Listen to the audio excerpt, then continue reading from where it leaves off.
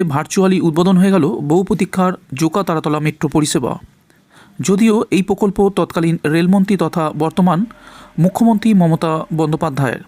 শুক্রবার উদ্বোধনের সময় সশরীরে উপস্থিত ছিলেন কেন্দ্রীয় রেলমন্ত্রী অশ্বিনী বৈষ্ণব। 2রা জানুয়ারি থেকে যাত্রী নিয়ে ছুটবে এই মেট্রো।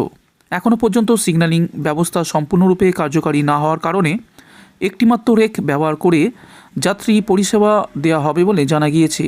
সেই সঙ্গে তারাতলার পরের স্টেশনগুলি কবে থেকে চালু হবে তা জানালেন রেলমন্ত্রী অশ্বিনী বৈষ্ণব।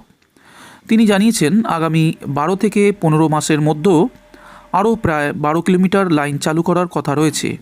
এখনও পর্যন্ত থাকা পরিকল্পনা অনুযায়ী তারাতলার পরবর্তী স্টেশনগুলি হতে চলেছে Majerhat, Mominpur, Khidirpur, Victoria, park street এবং এসপ্ল্যানেড। রেলমন্ত্রীর দাবি, আগামী 12 থেকে 15 মাসের মধ্যে এই রুটের আরও 12 কিলোমিটার মেট্রো লাইন